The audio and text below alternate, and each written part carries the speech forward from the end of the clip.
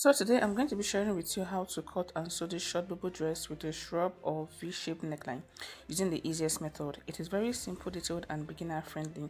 So if this looks like what you're interested in, please watch this video till the end. And if this is your first time on this channel, please don't forget to click on the subscribe button, like, share and also drop a comment. So now we're going to dive into today's tutorial proper.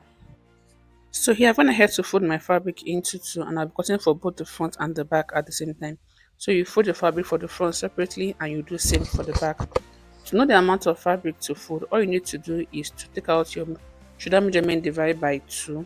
Then you go ahead to add your sleeve length. So for me, my sleeve length is 10 inch. I went ahead to minus 2 inch from the sleeve length because that 2 inch is going to be replaced by a band.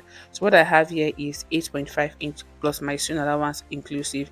So the amount of fabric to fold is just your shoulder measurement divided by 2 plus your sleeve length minus 2 inch if you're going to be adding a band to it. So the first thing I'm going to go ahead to quickly do now is to draw a straight line at the top of my fabric, which is going to be serving as my shoulder line and also as the starting point for all the measurements I'm going to be inserting for this tutorial. After marking that, next I'll go ahead to insert my shoulder measurement divided by 2. My shoulder is 14 divided by 2 is 7. I'll go ahead to mark that. After marking that from the point I just marked, I'm going to go ahead to mark my sleeve length minus 2 inch plus 0.5 inch sewing allowance, and I'll also go ahead to mark that also. Once I'm done doing that, next I'm going to be coming down by 1.5 inch from this point I just marked for the shoulder slope. So I'm going to go ahead to mark my neck width before I go ahead to connect it to the shoulder slope. So the neck width I'm working with is 3.5 inch. I'll go ahead to mark that. After marking the 3.5 inch, I'll go ahead to connect that neck width to the shoulder slope I marked on the side of my fabric like you see me doing in the video. So next I'm going to go ahead to mark out the sleeve opening. So this gown is a kimono gown with a cut together sleeve. So for the sleeve opening, I'm going to go ahead to be using 9 inch plus 1 inch for the sewing allowance, and I'll go ahead to mark that. After marking that, I'm just going to go ahead to draw a straight vertical line like this. So here we have the sleeve opening.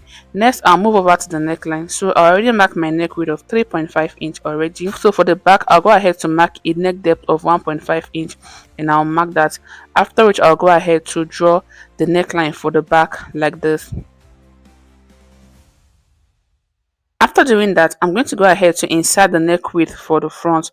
So for the front neck width, I'm going to go ahead to measure 7 inch for the front neck width. So if you want yours to be deeper than this, you can go down by 8 inch or 9 inch depending on how deep you want it to be.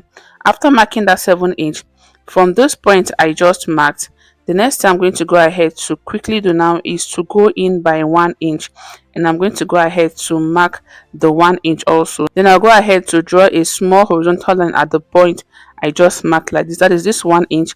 I'll just draw a small horizontal line. Then I'll go ahead to connect this point to the neck width with a straight line like this. So this is what the front and the back neckline is going to look like. Next, I'm going to go ahead to move over to the bodice. So for the bodice, I'm just going to go ahead to insert my hip measurement divided by 4 plus 2 inch ease and 1 inch sewing allowance, and I'll take the measurement all the way down to the hem of the dress. So if you want yours to be fitted, you can simply go ahead to insert your bust measurements, your waist measurements and your hip measurement, then you go ahead to connect it. But for me, I want it to be free and I want the size to be straight.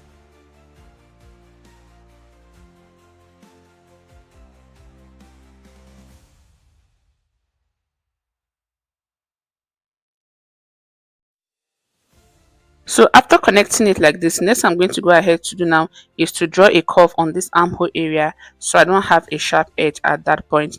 So basically this is what the dress is going to look like. The next I'm going to go ahead to quickly do now is to cut it out. So I'll go ahead to cut out the back neckline first, then I'll separate the front from the back, after which I'll cut out the front neckline also.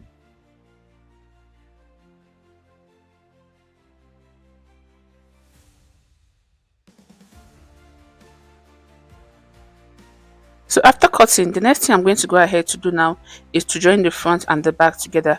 So I'm going to go ahead to place my fabric like this, making sure that the good face of my fabric are facing each other. Then I'll go ahead to arrange it. After arranging it, I'll go over to my sewing machine to join the shoulder area together. Then I'll come back to show you what to do next. So I've gone ahead to join the shoulders together and this is what I have. The next thing I'm going to go ahead to do now is to attach my strip to the neckline. But before doing that, I'm going to go ahead to take the round neck measurement. So you start from one point and you go ahead to take the measurement all the way around like you see me doing in the video.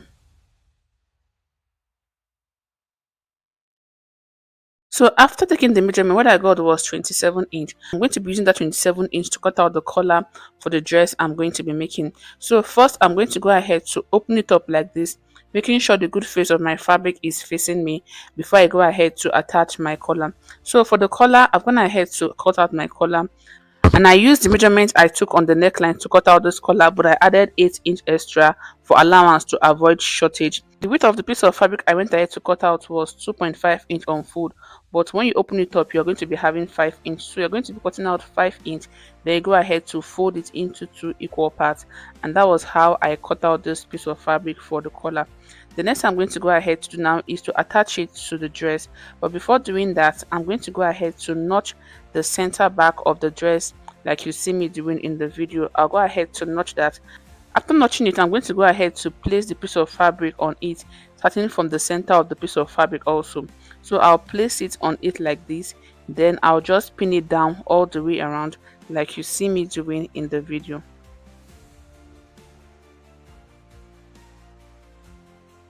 So before I go ahead to pin it down to the end of the neck depth like this, I'm going to be coming down by 0.5 inch at this point. So from where this neck will stop, I'm just going to go ahead to measure 0.5 inch like this. Then I will draw a straight horizontal line at that point. I'm marking this point to serve as a guide for where my sewing is going to be stopping. So I'm going to be stitching and I'll stop at that point. So after marking that, I'm going to go ahead to continue pinning down like you see me doing in the video. So I'll pin and I'll stop at the point where I just marked like this. And I'm going to go ahead to repeat the same thing on the other side of the neckline also.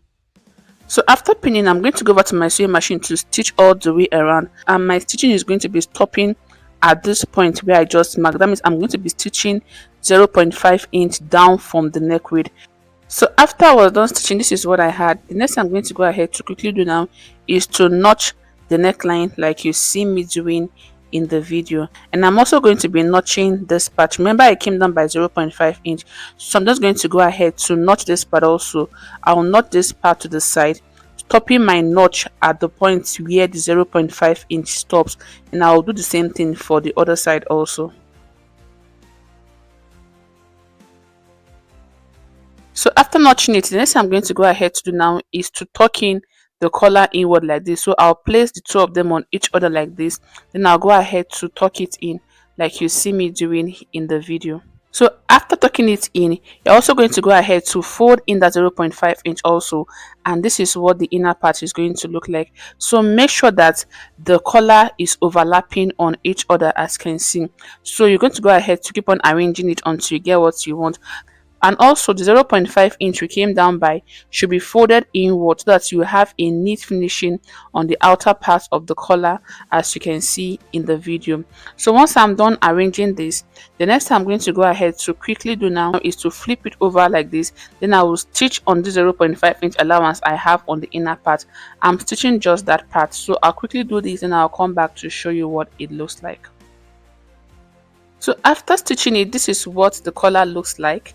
After stitching, this is what the outer part look like, and this is what the inner part of the collar is going to look like. The next I'm going to go ahead to quickly do now is to cut out the excess I have on the inner part of the collar like you see me doing in the video. So once I'm done doing this, next I'm going to go ahead to attach the band on the sleeve area to the collar. So once I'm done doing this, the next I'm going to go ahead to quickly do now is to attach the band to the sleeve. So I went ahead to cut out the band for the sleeve, and the width of the band is 2 inch on fold. I'm going to go ahead to attach it like this. After sewing it, I'm going to go ahead to join the front and the back of the dress together.